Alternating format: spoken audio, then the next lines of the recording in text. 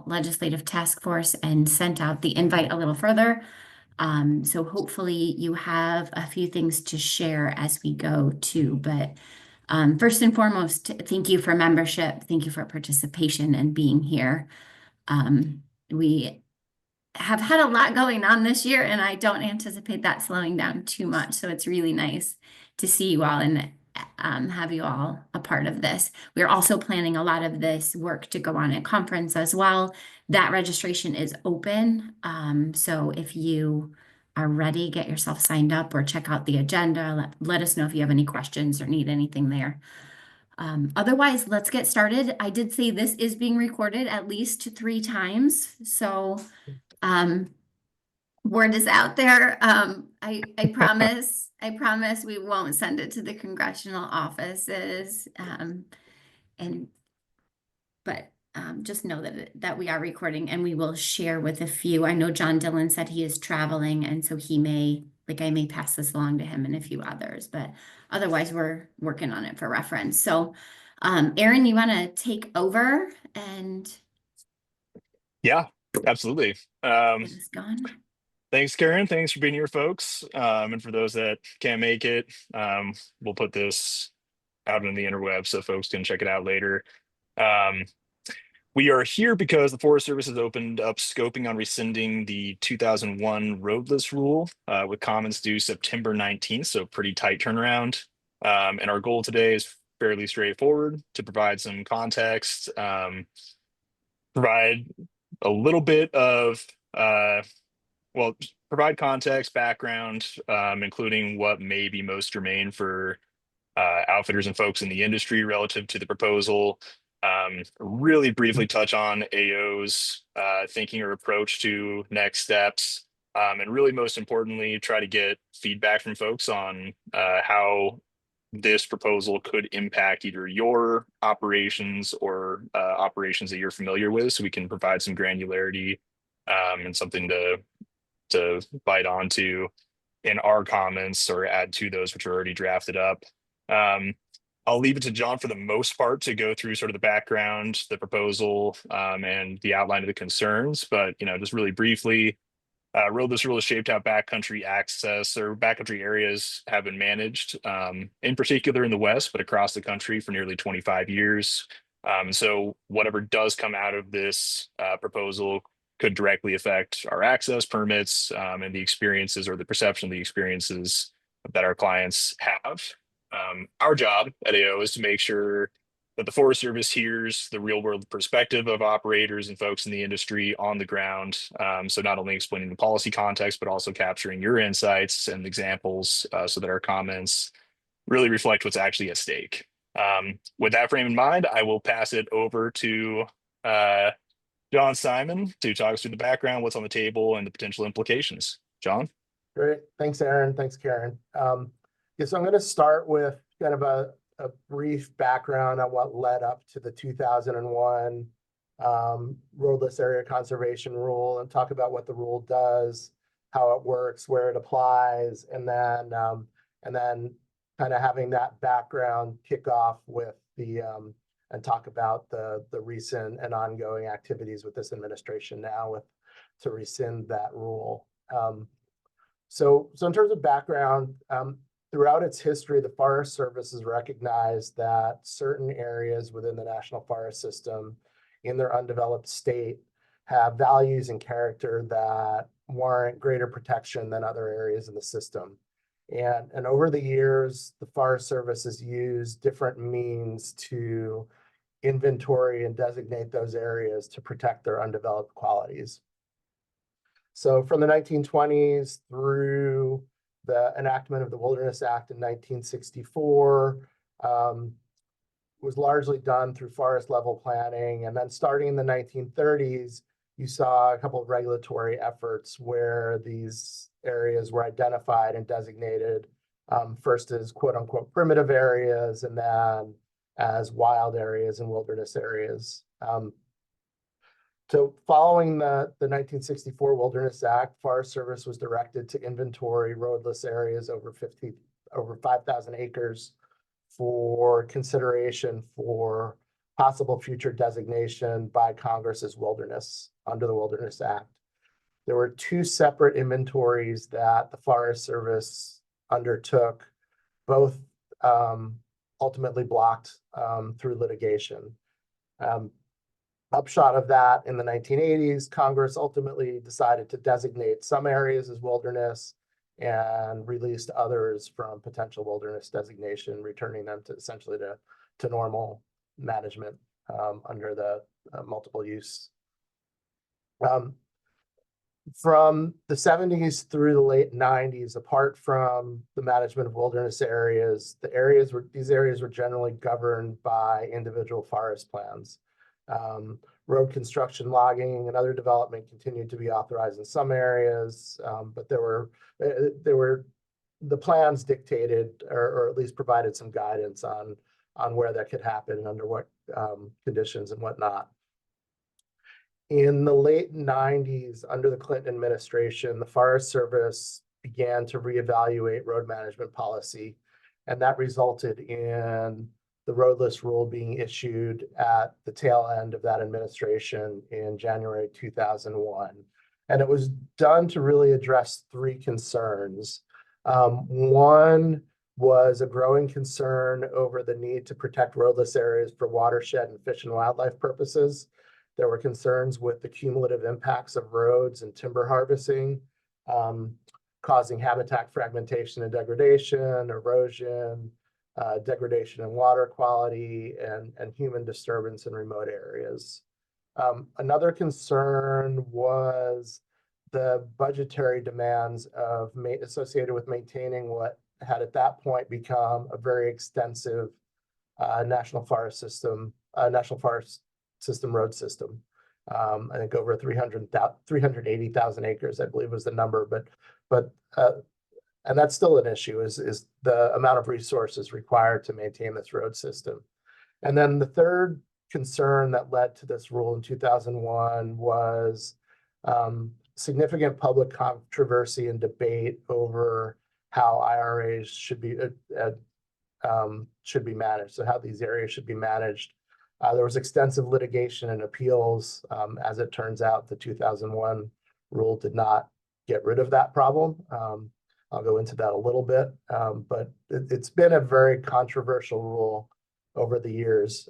But the result is that, I'm sorry, I didn't pull up the slide, but it's a nationwide one size fits all rule, or at least started out as a nationwide one size fits all rule that was intended to provide lasting protection for inventoried roadless areas, or IRAs, within the National Forest System. I'd say it started out as a nationwide one size fits all rule because now there are two states, as some of you may or may know, that have their own state specific rules, and those are Colorado and Idaho. So the nationwide 2001 rule doesn't apply to inventoried roadless areas in Colorado or Idaho. So, and that goes for what's happening now with the administration's proposing to rescind would not affect these areas in Colorado and Idaho. So important qualification. So what the rule does is it generally prohibits road construction and reconstruction and timber harvesting in these inventoried roadless areas. And the way these areas were determined was really based largely on the wilderness inventories that were done following the enactment of the Wilderness Act. And so there are maps that show where these areas are, where their boundaries are, although the maps are subject to revision through land management planning processes. The prohibition does allow for limited exceptions, both for road reconstruction and timber harvesting. The exceptions are different for the different activities. For roads, some of the exceptions are protection of public health and safety. If there's an imminent threat of a catastrophic event, reserved or outstanding rights, existing uses, and that includes things like hydro projects, utility lines, pipelines, and whatnot. and then highways under certain circumstances. And there are also exceptions for timber harvesting, one of which, for instance, allows cutting of small diameter timber to reduce the likelihood of catastrophic or what they call uncharacteristic wildfires. The rule didn't directly revise or amend land management plans that were in effect. It also didn't require the amendment or revision of land management plans, but it does confine the agency's discretion and the forest discretion and supersede land management plan direction to the extent it's inconsistent with the rule. We do have a hand, John, Oh, on that sorry, last slide. did not see that. Oh, boy, yep. Hey, John, that existing authorized use, was that only for existing infrastructure, or is that authorized put like future infrastructure? Um, Do you yeah. know? It's Oh. probably inconsequential, just curious. Oh, okay. I'm not sure I understand the question though. So on that other tab where you outlined the authorized other uses, those Yep. the is that for existing infrastructure, or is that allowing for future infrastructure to be put in place? It's existing, but yeah, I mean, it's existing. Okay, so just the existing, not for like future highway development through. For highways so some of it's there's two different pieces to it. So there's the existing authorized uses, but then the highway piece is different under certain circumstances. So that Okay. the highway exemption is not just for existing. Okay, but I guess that says authorized uses, not in place infrastructure. So they might have an authorized use without infrastructure in place. Yeah, I mean, you'd have to look at what the rights are underlying Okay. what's there. So While we're breaking in on you, I actually had a really similar question to that, but another question off of that same point is, I know that, for example, we're looking at the SENR draft reconciliation budget, like we discerned that outfitting guiding authorizations were not considered valid and existing rights, right? Is this just, am I conflating verbiage, or would authorized uses be a separate thing from valid and existing rights? I guess really the thrust of the question being under the language in the Roadless Rule, 2001 Roadless Rule, would outfitter or special recreation, special use authorizations be classified as an existing authorized use? I think one important clarification is what the roadless rule actually prohibits. So it's just road construction and reconstruction and timber harvesting.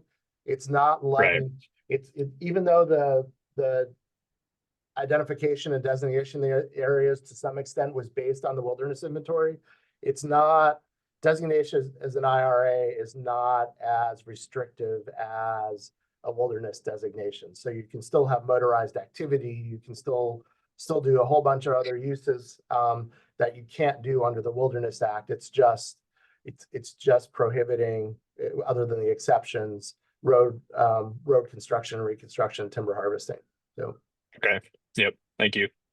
So it's it is relatively limited, and that's one thing that folks who are pushing for something more restrictive rather than less restrictive are saying that, well, you're focusing on road reconstruction and construction and timber harvesting. There are other issues. There are other activities that may have impacts too, and maybe you should expand this rather than narrow it.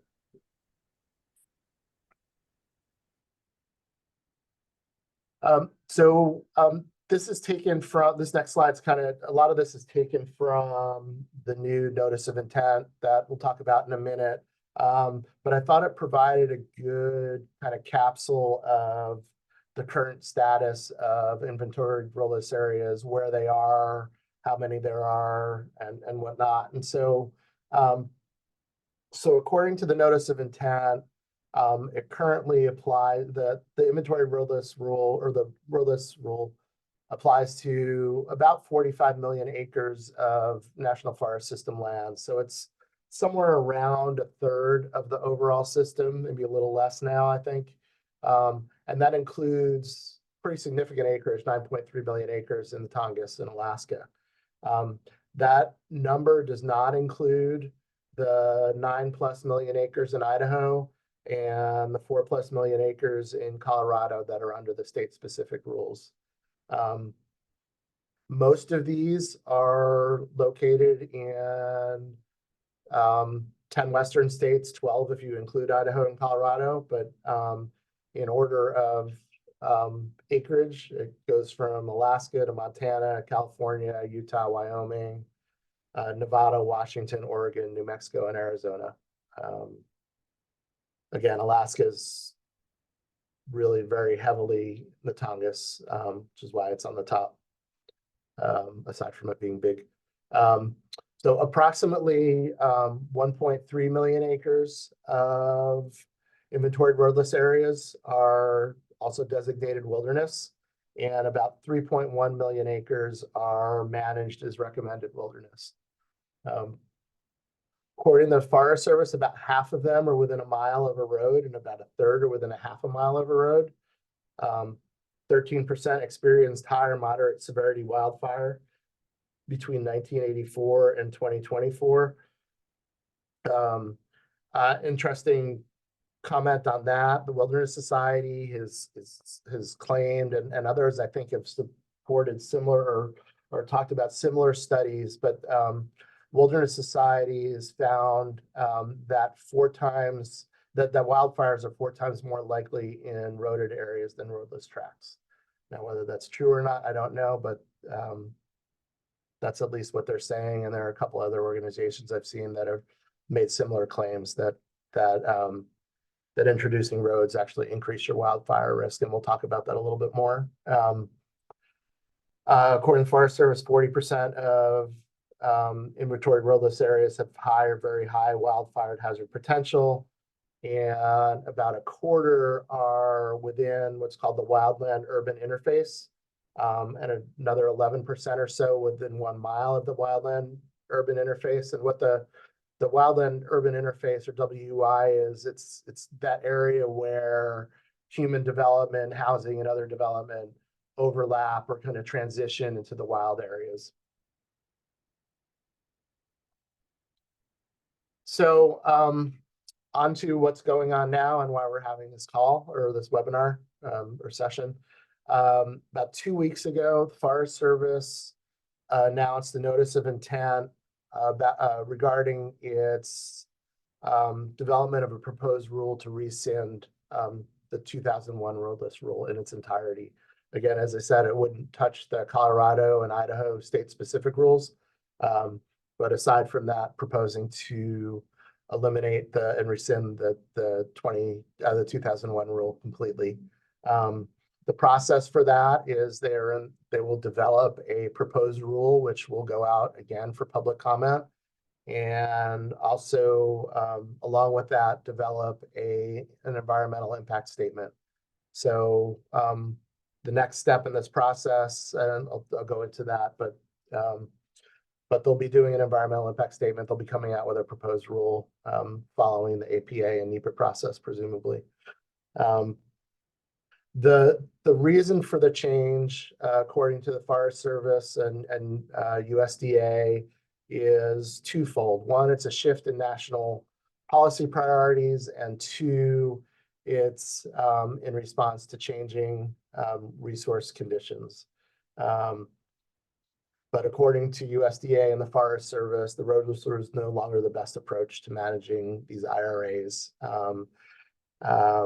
According to the agency and administration, unnecessarily and adversely limits the exercise of management discretion, no longer facilitates maintenance of long-term health and productivity on Forest Service lands, and it adds administrative burden and doesn't efficiently support multiple use management.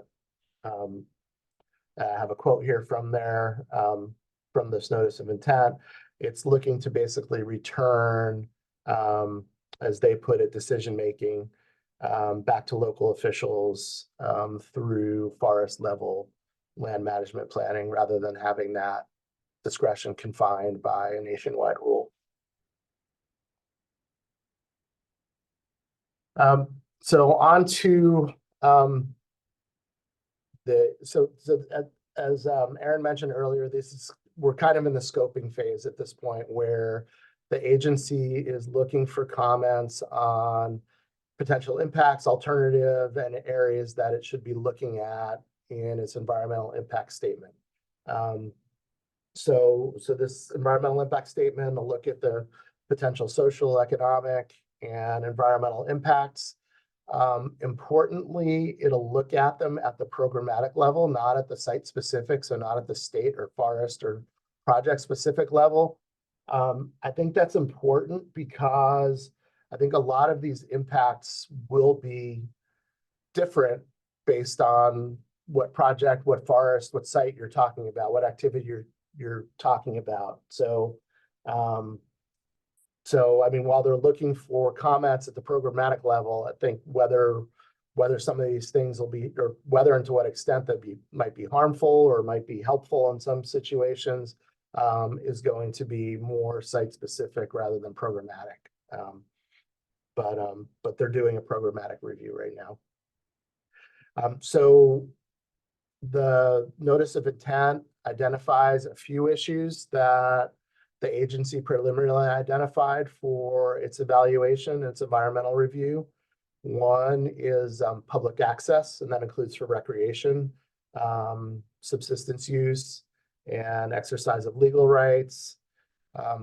Second, as far as health and management, that includes timber management, fuels management, wildfire suppression. Third is soil, water, and air. So this is a lot of this is environmental, cultural impacts, as well as impacts on recreational settings and opportunities. And that's obviously one that's important to this group and one that we'll want to focus on in terms of considering any comments. And then impacts on local and regional economies. And that's very related to the recreational settings and opportunities, because one of the issues that we've identified and that others have identified and are impacts on the outdoor recreational economy. And to date, there are, I'll get to the comment period, but to date, there have been approximately 55,000 comments already submitted. So comments are due September 19th. There are about 55,000 already in. I just did a quick search for the term outfitters and outfitting. There are about 40 to 50 comments that mention outfitting and the outdoor recreation economy, and talking about potential concerns with the impacts of rescinding the 2001 rule on outfitting and guiding and the opportunities that you all provide. So in terms of timing, comments at this phase, the quote unquote scoping comments are due September 19th. Not a lot of time, only a 21-day comment period, which is very, very short. May have some interest, and Aaron and Karen will talk to this a little bit more. There may be some interest in seeking an extension of that. I don't know how likely the Forest Service will be to grant a request for an extension, but certainly no harm in asking, and 21 days is very short. Following the agency's consideration of comments, they'll be developing a proposed rule and a draft environmental impact statement. Their projection on timing for that is March of next year. And then again, there'll be a comment period on that, which I also expect will be not 21 days, but probably as short as they can make it.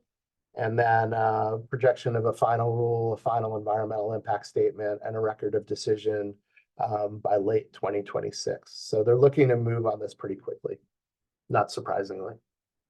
I think it's fair to say they're a little colored by how long it took to get some things done on their first go around. And there's no question that this will go to litigation. I mean, everything about roadless rule management has been litigated, largely on NEPA grounds or Endangered Species Act consultation or failure to comply with the Administrative Procedure Act. So I think it's fair to say that they're looking at, I expect that they're looking to litigation proof this to the extent that they can. Not that it's going to prevent litigation, but it'll make their case stronger once they do end up in court. So we took a first cut, at least, of trying to flag some potential issues and implications for the outfitting and guiding industry. And this is by no means a comprehensive list. It's not intended to suggest that there might be benefits that outweigh the concerns and risks, but it was meant to just kind of get everything on a slide to kind of tee off discussion, get folks thinking about what the various issues are, and hopefully lead to a conversation that can support appropriate engagement by the organization going forward, and comments and other advocacy going forward. As I mentioned earlier, the potential benefits and risks and concerns, benefits, opportunities, risks, and concerns are really locally likely to be site and project specific, not at the programmatic level. But in terms of, we'll start with the benefits. Not that one super over outweighs the other, but in terms of benefits, local decision making can always be a benefit. Sometimes it's not, depends on who your local decision makers are, but at least local decision makers will have a better understanding of local conditions, stakeholder interests, and whatnot. And so one of the results of this, at least, would be local decision making with greater discretion for local forest managers. Then the question is whether there's an opportunity to somehow confine that discretion so that there are appropriate guardrails to maintain consistency and predictability, which is certainly desirable. There could be situations where there are opportunities for improved access through new roads or reconstructed roads, and in certain circumstances that could provide additional recreation opportunities. And then some have identified it as a benefit facilitating wildfire mitigation and emergency response. But I will say in response to that one that it's not like the Roadless Rule prohibits that sort of response now. As I talked about some of the exceptions before, there are exceptions that allow at least some activities to address wildfire risk and health and safety risks. But this has been identified by proponents of rescission as a significant reason to do away with the nationwide rule. On the risk concern side, permit predictability when you have a changing framework or for management is always a question. I think this next one is a big one, and looking through some of those 40 to 50 comments that have already been submitted, this was probably one of the biggest that came out, was the potential for an adverse effect on the character or type of outdoor experiences that your customers are looking for and that you provide. Just losing those unprotected areas, undiminished resources and whatnot. So I think that's probably one of the bigger potential risks. Again, this is all site specific and project specific. Another one is increased competition and crowding from additional access that roads could provide. We talked about this one earlier because this was one of relates to one of the reasons for the 2001 Roadless Rule in the first place was issues with constrained resources. I mean, the agencies have limited resources already. And if you're introducing new roads or other road building activities, you're putting additional stress in terms of management and construction on what are already limited resources. So where are those resources going to come from? to maintain and manage these roads. I think that's another big issue. And then how, if at all, does this affect insurance and liability burdens for your businesses if there's some kind of increased risk associated with additional use, or an accident risks are elevated. So those are just some of the issues that we identified. Again, not to say any are more significant than the others, although I think some of the risks and concerns I flagged are ones that I can't see everybody that's on the call, but I know there are members of AO that have already submitted, or not submitted comments necessarily, but at least weighed in publicly.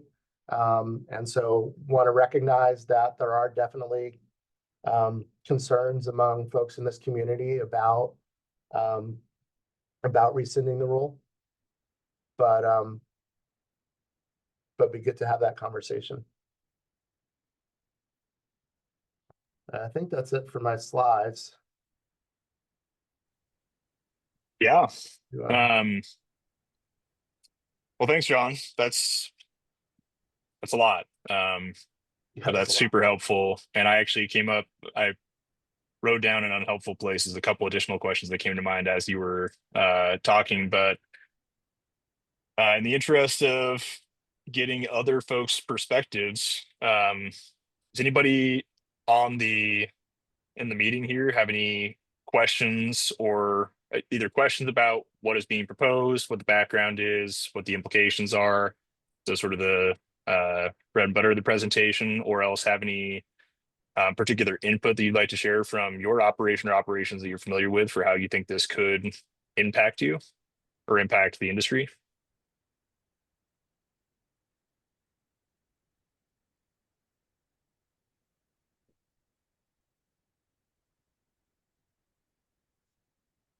I mean, I would say that in addition to the diminished recreational experience, one of the key things that's acknowledged when this bill was put into place is watershed management and water quality protection. And the amount of erosion is going to obviously impact river experience users, and the amount of erosion and land destruction is also going to impact backcountry travel. So I think like the diminished experience in addition to just the management of their landscape is worth us acknowledging. Um, I've done a little bit today, as deep of a dive as I could do in the last couple hours of looking at the maps. Thanks for these specs you put up, Aaron. Um, the the limited amount of wilderness that we do have in the east would be like heavily impacted by this. Like as like small and splotchy as it is, like the roadless areas around us would be heavily impacted. So like the first thing I'm Yep. looking at is like the Chattooga River. We've got a very narrow strip of designated wilderness and wild and scenic designation along the Chattooga. It's very narrow. And then right beyond that, it would just be they'd be logging even more than they already are.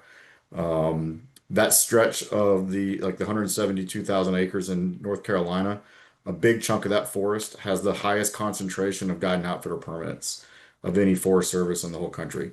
I can pull those numbers up. I can get that quote from James Malonis, our forest supervisor. But if we're That'd be talking super about helpful. Yeah.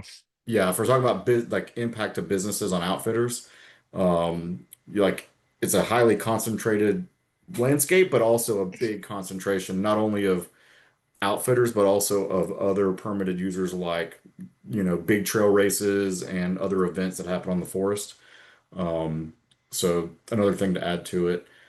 Um, and I'm curious about the protection from Idaho and Colorado. Are they fully protected? I wasn't able to dig deep into that. So you mean, are the lands fully protected? Are there roadless areas fully protected from this rescission? Yes, they're not included in the rescission. Okay, cool. This would not touch the state specific rules. Okay, great. I got some statistics from American Rivers. Let's see if I can pull it up again. Yeah, they Of probably that see wilderness area, it. Idaho represents like 18.5% of the total IRA miles, and Colorado's another 7. So there's 25% of this that's at least protected by those state specific rules, which is great. So, Way to go, Yeah, but I Greg mean, and your point, Aaron. I'm really glad you made the point you did, because one of the only reason I threw those numbers in there is I think the way, one, the way this is being framed, and two, the way that I think the public broadly, including industry, is consuming it is like, oh, well, this is the West Coast issue, right? Like all of this is in the West Coast. And it's just like, yes, the by the numbers, the greatest acreage is absolutely in these, and whatever, the 10, 12 Western states identified. But that says nothing about the significance of the potential impacts in those areas that would be impacted east of the Mississippi or outside of those 10 states. Yep. And so you had some of the best information I've heard so far. That'd be super helpful. I'm glad we have like 7 AI bots recording this. But also, if you have any specifics from your contact there, that'd be super helpful. That's exactly the Okay. kind of stuff that I think would be meaningful. Despite the fact they're looking programmatically, I think what we can do most meaningfully, though I'm interested in what other people think, yourself, like everyone here, but I think we can point to specific impacts in specific areas and say, like, this is how this could impact our operations, our businesses, our rural economies, um, et cetera, and the experiences we're providing to folks.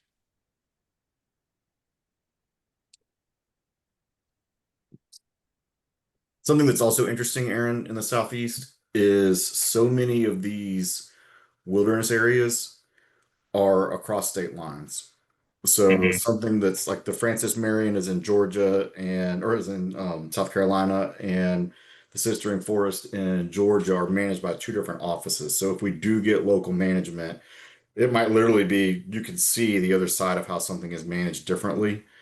Hmm. Um, which even if we do take it to a local, that would still have a diminishing impact on people's recreation experience potentially.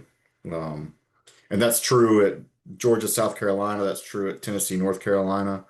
I'm not sure about North Carolina, South Carolina. I'm looking at some maps right now. Hmm. Yep, North Carolina, South Carolina. There's some right there on the border, basically. So a lot of these areas that are wilderness areas that are potentially impacted for us are right on state lines and would be managed by different Forest Service offices. Yeah, that does bring up the question of what local control specifically means in this case, right? I mean, and it would Correct. be, I don't know, what do you think, John? Like where this spans state lines, if this rescission were to go through, what would that mean for the local management ostensible benefit? Yeah, I mean, be largely based through or done through the forest management planning process. So if they're separate management plans or separate decisions, potentially. Yep. Got it. Yep. Definitely a valid concern. Yeah. So anybody, I mean, including you, Floyd, but does anybody else have anything else you want to flag or point out? I literally got chills when you were talking just a minute ago. So that's a win already. You know what? I'm actually looking at this. I think this would probably well the in the map I'm looking at now, is it just the air? So there's inventory roadless area where road construction or reconstruction is allowed. It's like the current designation. That this would free this up to be even more allowed. Is that right? It would take away that designation. So where is that? So there's like the North Carolina map, Okay. and this is basically all the tan areas is showing where it is allowed, and the orange area is showing where road construction or reconstruction is not allowed. So it sounds like So, um so this would affect the not allowed areas. the not allowed, so the Yeah. red areas. Yeah. Okay. Okay. Well that definitely free is a little less in the area. So some of that is still along the Chattooga. There's a small little blip. Um, okay.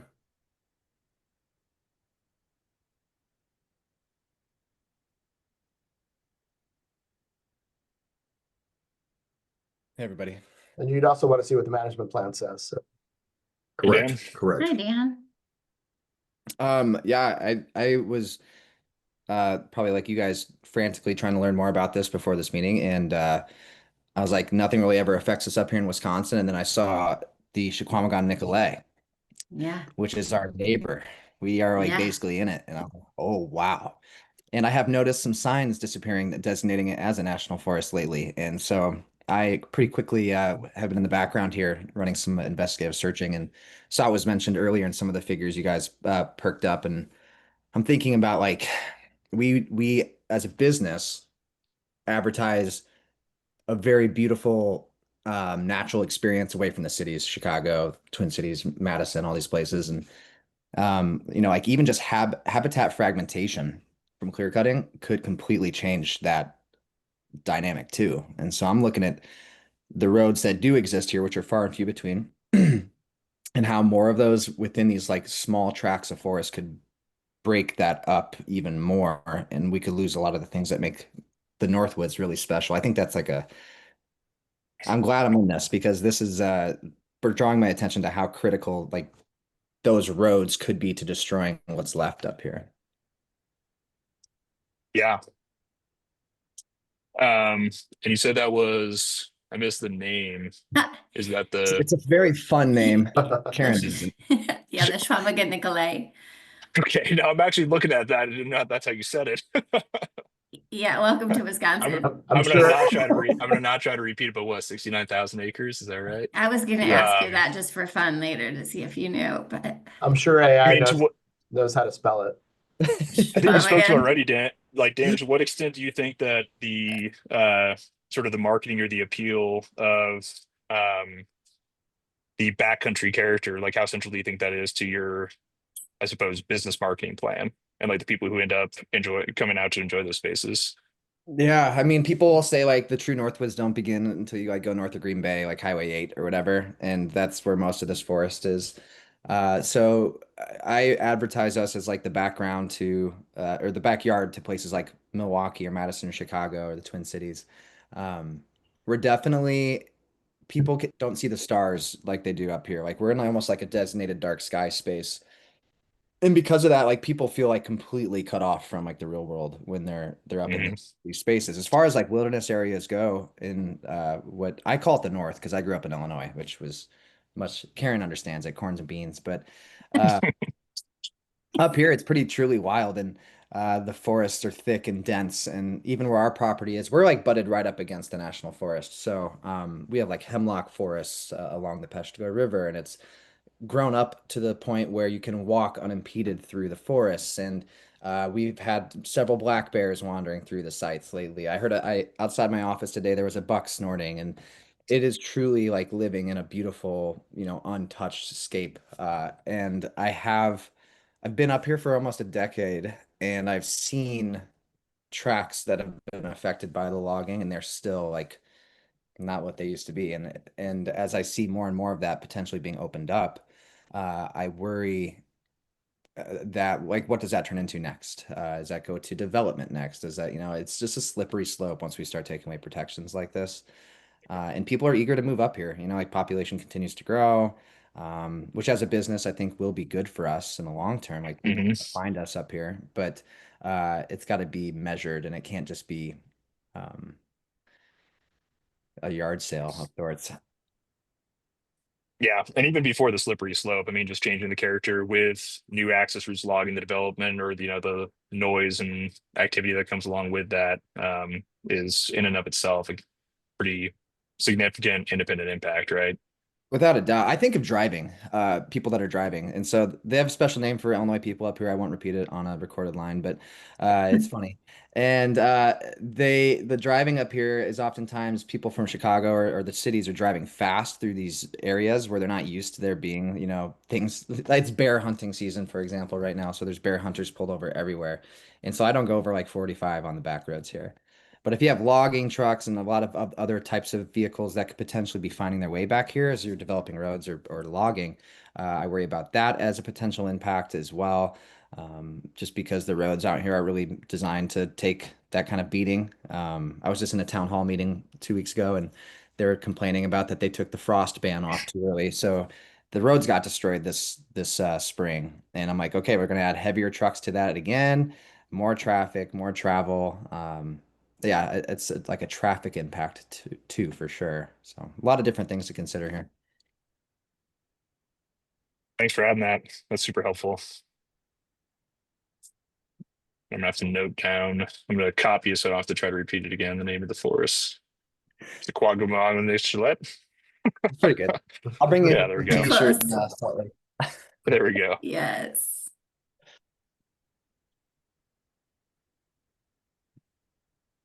Any other questions or things that folks want to flag? I think we did have some questions come in too, if we want to get those on the record here while we got John trapped. Yeah, anybody else on the call? Yeah, Catherine, jump in. Yeah, I was wondering if you guys wouldn't mind, for my benefit, stepping back a little and addressing what exactly state-specific exemptions are and how states go about getting that. Where did those come from in Idaho and Colorado? And has there been any feedback from like-minded folks, like outfitters, in terms of like what the outcomes of that have been? And is that something that's desirable? So I can Good answer question, John. I can answer part of that. So I left out a little bit of the history. So after the 2001 rule, there was a 2005 rule that was ultimately enjoined by the courts and went away. But for a time, there was an ability for states to petition for state-specific rules. And Idaho and Colorado had petitioned at the time. And that's how their rules came to be. Since then, there have been a couple of requests for state-specific rules. Alaska, which has a really tortured history on this. With regard to the Tongass, I was thinking about the last time I had done a presentation on this, and it was up in Alaska in Juneau, and it was going through the long and tortured history of the roadless rule for the Tongass National Forest. And then so Alaska had at one point tried to get a state-specific rule, and Utah did it as well. And not sure whatever happened with Utah's request, but I know Utah requested it at one point. I think back in maybe about 7 years ago, like 2018 or so. But I don't know whatever happened to the request. I will say that the state-specific rules are a lot more specific than the national rule. Some of them address there are various categories of roads with different requirements and when they're allowed and when they're not. Some of them address different activities also, not exclusively roads, road construction, reconstruction, and timber harvesting, but some of them address other activities as well. And so I think the last piece of your question in terms of what the experience of folks has been with that, maybe I'd throw that out to Aaron in case he has anything to add on from Idaho and others on Idaho and Colorado to see what thoughts folks have on that. Yeah, I mean, I frankly don't think that most people after the development of Idaho's roadless rule really paid much attention to Idaho's roadless rule until this conversation came back up. Idaho already has so much wilderness, and this was also, I mean, I know from conversations with various stakeholders who were involved at the time that this was a very long negotiated rule in Idaho. Took I can't remember exactly how many years, but it took a long time to develop the rule or to finalize it. Rish still holds it up as one of his major accomplishments, which seems strange, but it's an Idaho solution, so I suppose he likes that part. And I'd say overall, I don't think there's probably much. Idaho might not be. I think Idaho is very glad now that we have a state independent rule. I don't know that there was any real foresight involved in that at the time for having some sort of exemption or for having a proactive exemption from a rescission of the rule that came in place before, right? I think it was just to try to identify the unique characteristics of Idaho's wilderness and roadless areas within that wilderness versus any sort of planned approach. Does that make sense, or does that answer your question at all?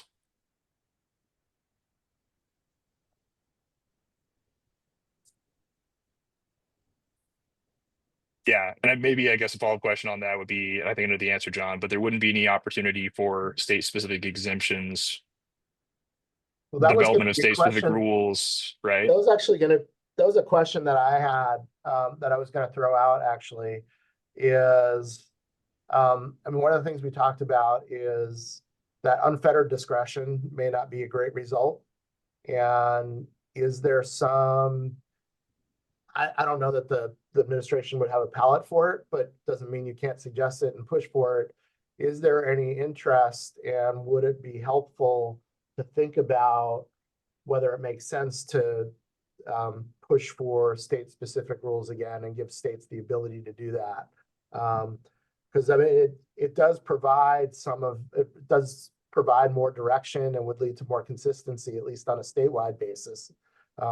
Doesn't address what Foy was talking about with some of these areas being in different states, but at least would have some consistency on or at least more consistency, presumably, on a statewide basis, so that you don't have local land managers just kind of out there as they might be otherwise. I mean, Idaho, for instance, I think there are about 5 different land management classifications under the IRAs.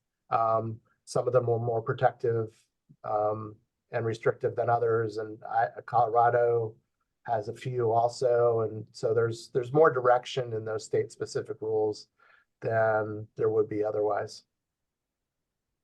Maybe quick follow-up questions on that. How would that request be framed if AO were to incorporate it into comments, AO or others? And let's see you, John, and then the other one to folks here is, do you think that'd be something worthwhile for AO to include? Because it would also require some, additional reinforcement from other individuals or states. Maybe first question first, though.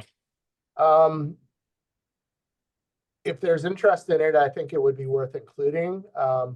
I think you would want to try and build a coalition behind that, though, rather than just have a BAO out there pushing for it. And I haven't really fully thought through whether that's something that everybody would want. I don't know what the view of other organizations on it is, and whether it's something that some might want to push for as an alternative to full rescission. Yep. And it may also make sense to look back at what again, it was invalidated because of the way it was issued, but maybe worth looking back at the 2005 rule also and see what that said about states petitioning for state-specific rules. And I haven't looked at that in ages. That'd be a pretty tough coalition to build.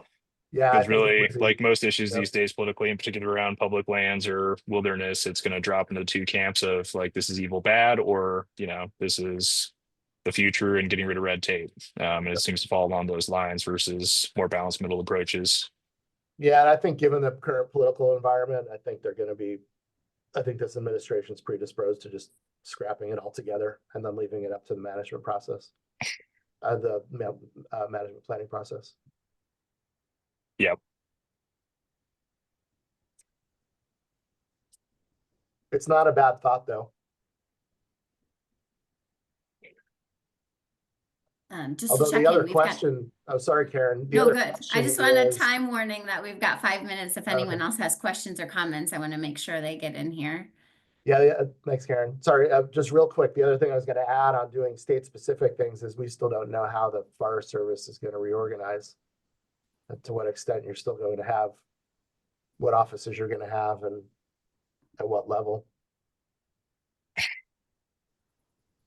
Yeah. And that it would add additional complexity to an Mhm. already complex. I mean, Yep. like you were right, like Idaho does have the 5 areas, and I don't have Steven's or Foy's photographic memory, so I was trying to recall like the 5 classes off the top of my head, but it's like wildland, like historic or tribal significant areas, primitive, backcountry, and then there's another one that I'm forgetting, rangeland maybe or something. But Yeah, and then they all have these different forest. criteria associated, and they overlap with management plans, and so it often involves either amendments or revisions, or had previously when it was implemented. So it would add additional administrative burden to an already overtaxed agency. Yep. Yeah, definitely pros and cons to it.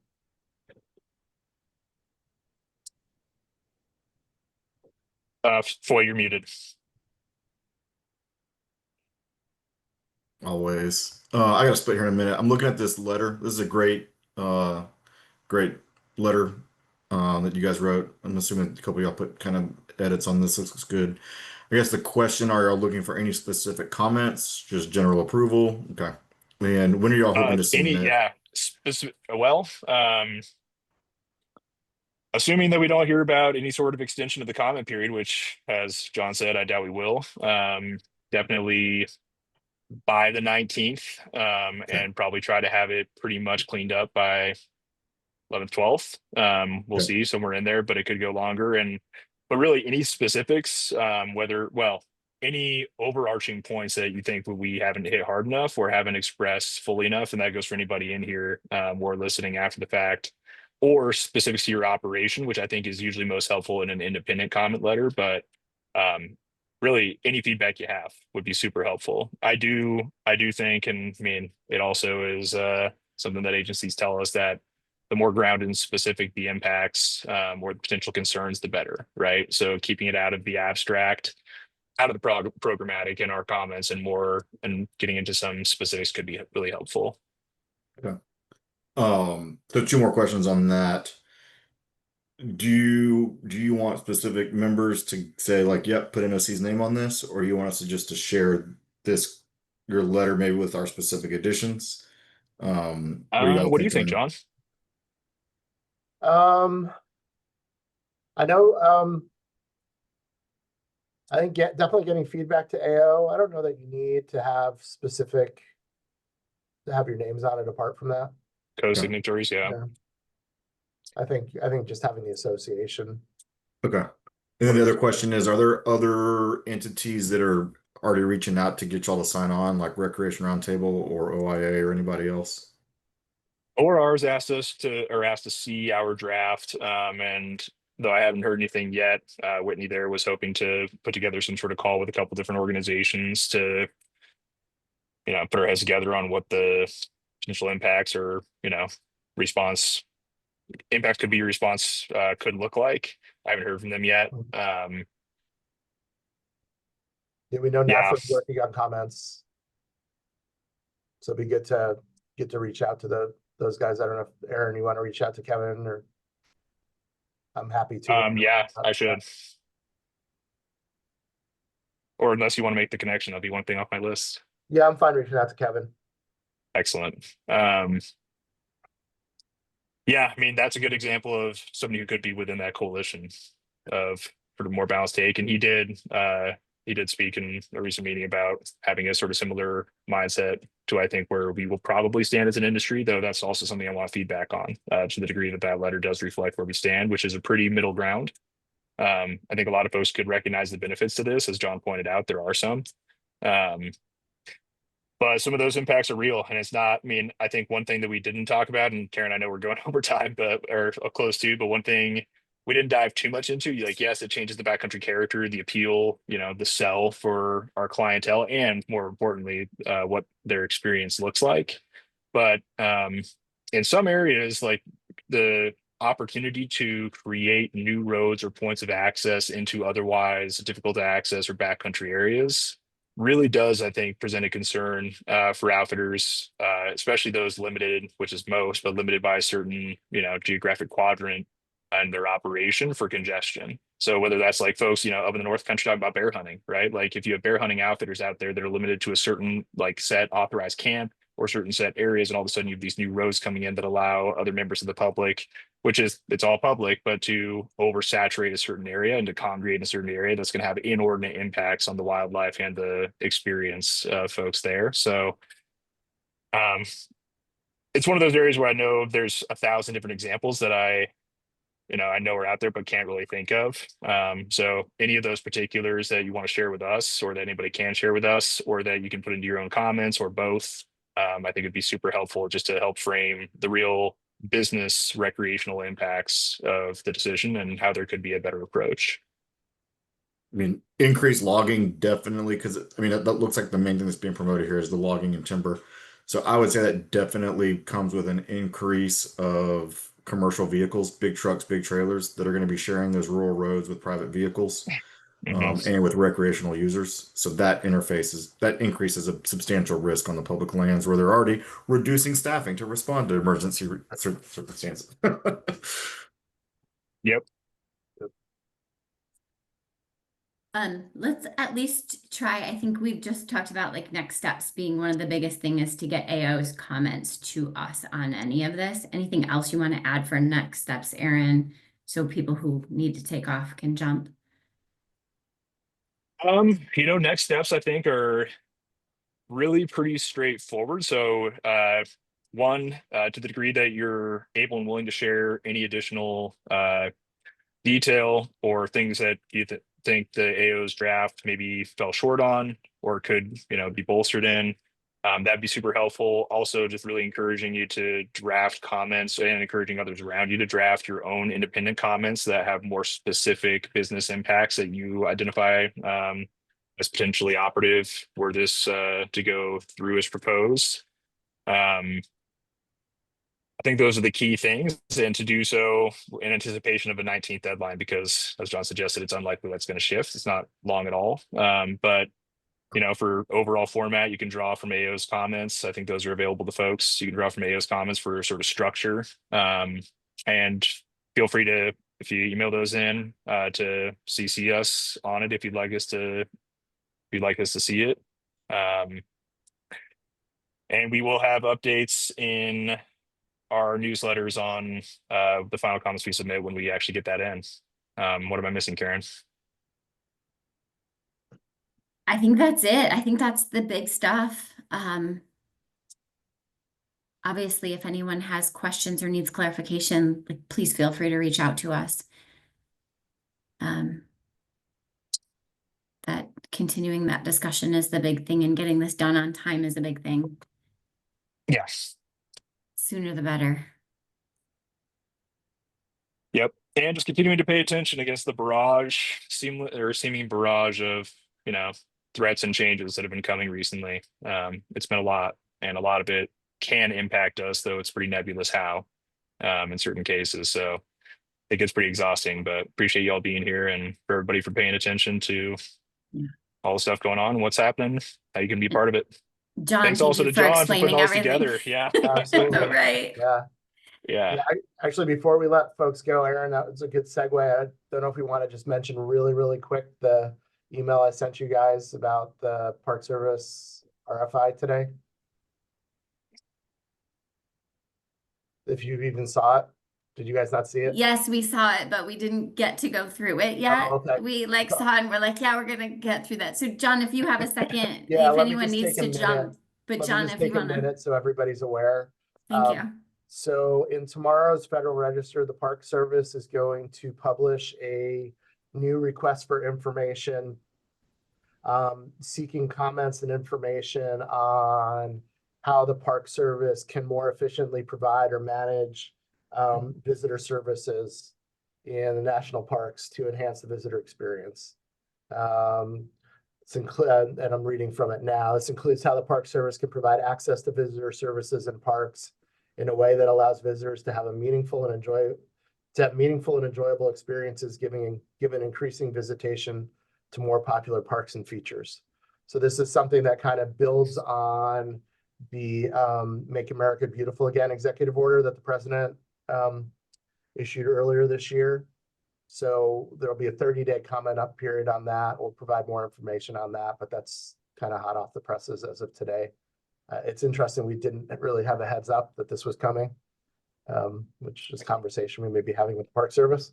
But so stay tuned for more on that. One thing that's interesting, just real quick, is that two things. One, the way it's written, it's really directed more towards asking the public about their experiences and recommendations than on asking the partners that provide these visitor services what they think and recommend.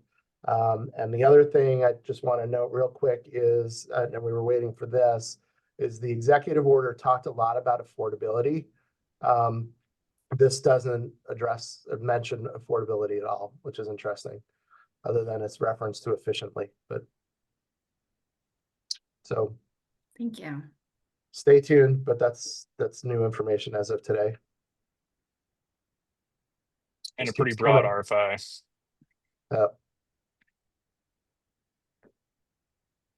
All right. Are we good to dismiss? I'm good. All Did you just right. say there'll be one final thing? No, I think we are though. Just one more, two more. Okay, you all, thank you so much. John, thank you. Aaron, thank you for putting this together. Thank you all for being here and contributing, and we hope to hear from you on some more. See y'all. All right. Have a good Sure. Absolutely. afternoon. Thanks, folks. Bye.